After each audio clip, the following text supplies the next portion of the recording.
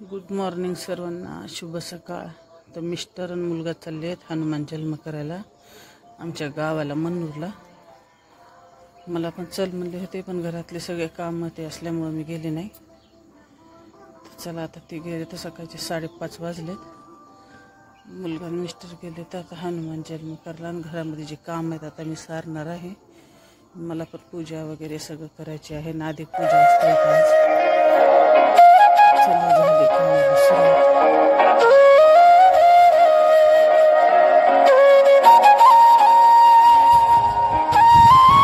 सकाळची पार्टी कामं जी आहेत ती सगळी सारलेली आहेत. त्यानं रांगोळ पण टाकलेली आहे, आणि आज कलरची रांगोळ टाकली कारण मारुती जन्म आहे. आणि बघा दिव्यामध्ये जे आहे ते फूल तयार झालं आहे आज माझ्या. आणि कधी पण असं होतं आणि झालेलं खूप छान असतं की चांगलं शगुन असतं. तर आज झालेले फूल तयार, पूजा पण आवरून घेतलेली. आणि आज जे आहे ते आगावचे कपडे काढलेले आहेत, जसे की टावेले वगैरे भरपूर येतं. आणि गरमीनं कपडे जे आहे ते खूप मळायले तर, आणि घाम पण खूप यायला आहे. त्याच्यामुळे कपडे काय मिशनीमध्ये धुत नाही. थोडे तितके आपले रेग्युलरचे असले तर आगावचे जे कपडे असतात, जसं की त्यांचे दुकानचे ड्रेस वगैरे, मुलांची जीन पॅन्टी, त्या काय मिशनीमध्ये निघत नाहीत. तर आज भरपूर असे टावेलं वगैरे सगळे कपडे काढले होते, आणि तर कपडे धुवून घ्यायले आधी. तर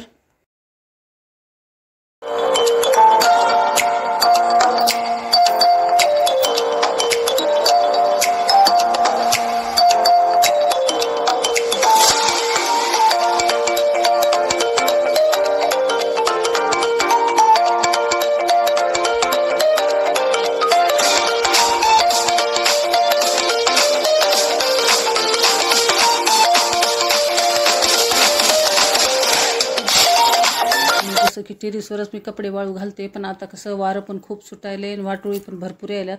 आणि छोटे मोठे कपडे जे आहे ते आजूबाजूला घरावर पडतात, नाही तर शेत आहे ते शेतामध्ये जातात.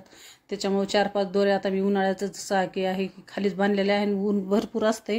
त्याच्यामुळे किती जाड कपडे जे आहे ते हवेने वाळून जातात, आणि उडायचं पण भिव नसतं. किती चिमटे लावा, काही लावा, वारं आलं की चिमट्या सगळे कपडे जाते. आणि कारण खुलं वातावरण असल्यामुळे जास्त हवा मारती. तर चालेत म्हणजे कपडे भरपूर होते आज, आणि धुवून वाळू घातलेले आहेत. अजून भरपूर काम येतं.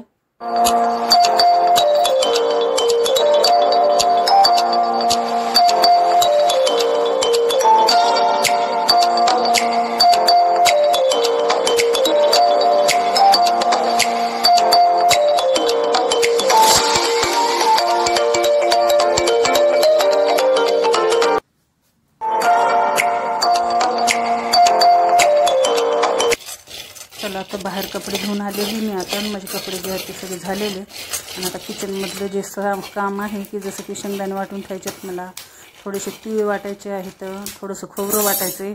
आणि सगळं जे वाटण आपण करून ठेवतो ते रोजचं स्वयंपाक करायला खूप असं सोपं जातं.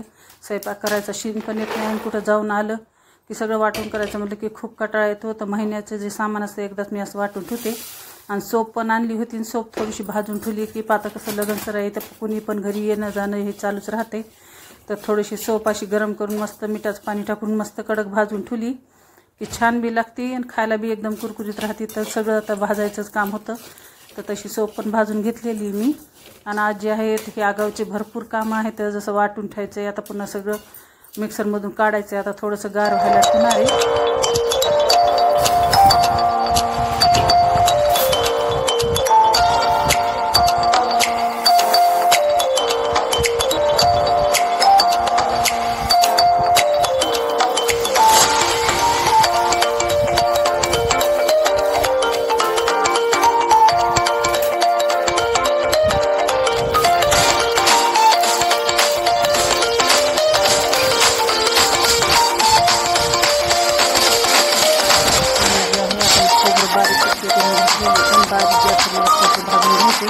एकदम खोबरं आपल्याला चांगलं असं धवा घातलं की त्याच्यामधलं तेल जे आहे ते सगळं सोडून देतं, खूप छान असं भाजीला करून घेते.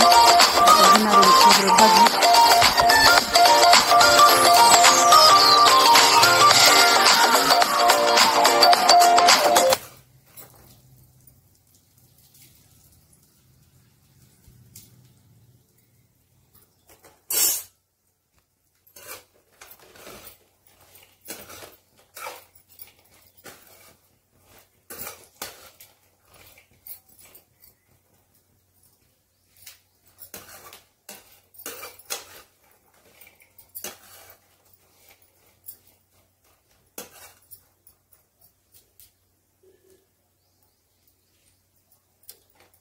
आणि चला माझं खोबरं ते चांगलं भाजल्या गेले. आता बारीक गॅसवर ठेवलेले मी आणि गार झाले की पुन्हा 5 वाजता काढून घ्यायचं मिक्सरमधून. आणि सोप सुपारीचा डबा बी चक्क धुवून घासून ठेवला होता. तर आता सोप भाजलेली आहे. तसं त्याच्यामध्ये आता सुपारी, सोप, धनिया डाळ असं सगळं काढून ठेवायचं की कुणी आलं गेलं तर छान वाटतंय. आणि चहा पाणी पिलं की सोप सुपारी दिली तर चांगलं वाटतंय. ते सगळं डबा पण आता मला भरून ठेवायचा आहे.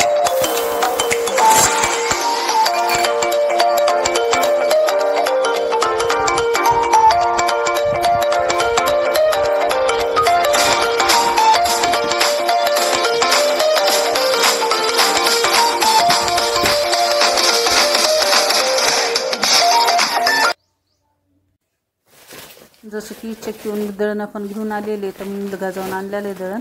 तर गव्हाचं दळण आहे ते पण काढून ठेवणार आहे कारण डबे सकाळीच घासून ठेवले होते. आणि जसे डबे रिकामे झाले की तसेच घासून ठेवत असते मी. सगळे निघायची वाट बघत नसते आणि आपल्याला पण सोपं जाते घासायला.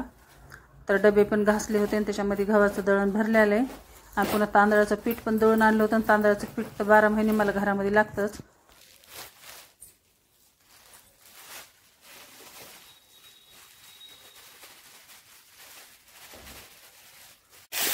चला पहिल्यांदा तर मी तीळ वाटून घेणार आहे कारण लवकर वाटले जातात आणि मस्त भाजून ठेवले की असे कुरकुरे होतात आणि पटकन वाटले जाते.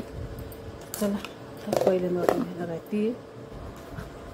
तर चला तीळ माझे वाटून झालेले आहेत. आणि असं सगळं वाटण करून ठेवलं की स्वयंपाक करायला पण बिलकुल असा कंटाळा येत नाही. स्वयंपाक पण झटकीपट असा होतोय.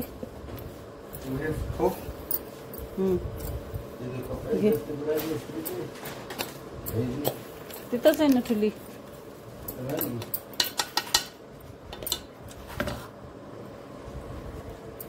चला माझा तिळाचा कूट झाला आहे रेडी. चला तीळ वाटून झाले तर हे शेंगदाणे जे आहे त्याच्यावर टप्पर आहे मी थोडंसं मिक्सरमधून फिरून घेत असते. आणि वरचा जे पाचोळा ते सगळं निघून जातं पुन्हा फटकून घ्यायचं. असं दगडानं रगडायची किंवा ते वरवट्यानं रगडायची काही गरज पडत नाही. चला आता शेंगदाणे वाटून घेणार आहे. 40 ग्राम होते आज.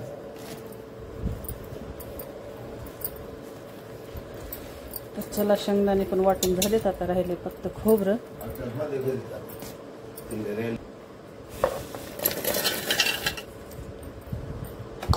तर चला शेंगदाणे पण वाटून घेतलेत मी.